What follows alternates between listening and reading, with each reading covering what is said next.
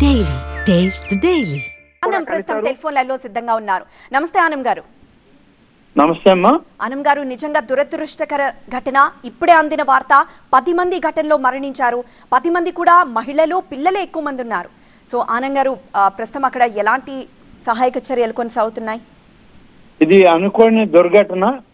ఇవాళ ఏకాదశి కార్యక్రమంలో ఇది ఆలయం ఒక ప్రైవేట్ వ్యక్తి మేనేజ్మెంట్ లో ఉన్న ఆలయం.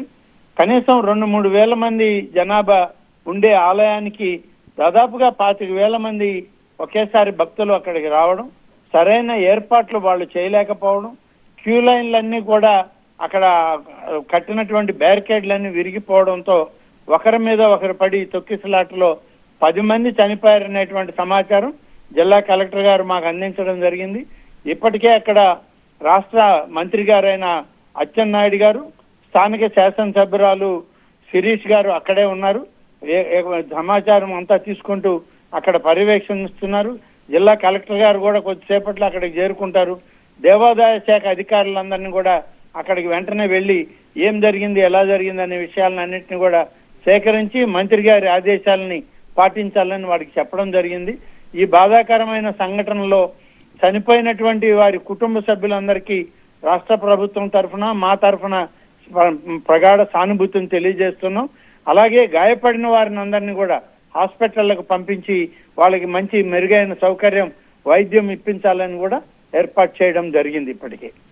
అయితే రామనారాయణ రెడ్డి గారు, వరుసగా ఆలయాల్లో ఇలాంటి ఘటనలు తరచూ జరుగుతూనే ఉన్నాయి. సో ఆలయాల్లో క్యూ లైన్లు పాటించడం కానీ వాటి విషయంలో ఏమైనా మార్పులు చేయాల్సిన అవసరం ఉందంటారా? ప్రభుత్వ ఆలయాల్లో మా దృష్టికి వచ్చిన టెంపుల్స్ అన్నీ కూడా పండుగల రోజుల్లో, పర్వదినాలలో ఎలా చేయాలనేటువంటి దాని మీద నిరంతరం అధికారులతో సమీక్షిస్తున్నాం, వాళ్ళకి ఆదేశాలు ఇస్తున్నాం.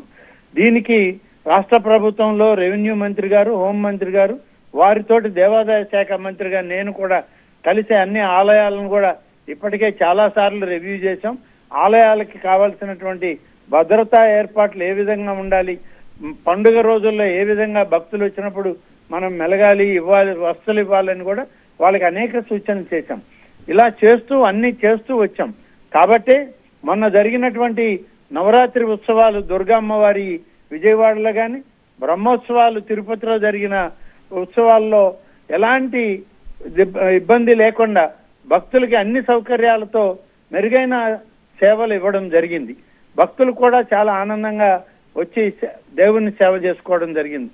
ఈ ప్రైవేట్ ఆలయంలో కనీసం వాళ్ళు దేవాదాయ శాఖకి ఇన్ఫర్మేషన్ లేక స్థానిక అధికారులు, ఎంఆర్ఓ, ఎస్ఐలు ఇలాంటి వాళ్ళకి కూడా ఇన్ఫర్మేషన్ ఇవ్వకుండా ప్రైవేట్ వ్యక్తులు పర్యవేక్షణ ఉండే ఛాన్స్ ఉంటుందా లేదా ఇలాంటి ప్రైవేట్ ఆలయాల పట్ల?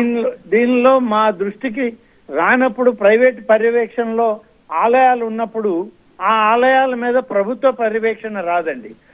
ప్రభుత్వ పర్యవేక్షణ రావాలి అంటే ఆ ఆలయాల్లో ఏం జరుగుతుందనే విషయం దాన్ని మేనేజ్మెంట్ కనీసం స్థానిక అధికారులకన్నా తెలియజేయాలి. స్థానిక శాసనసభ్యురాలు ఉన్నారు, వారికన్నా చెప్పు ఉండాల్సింది.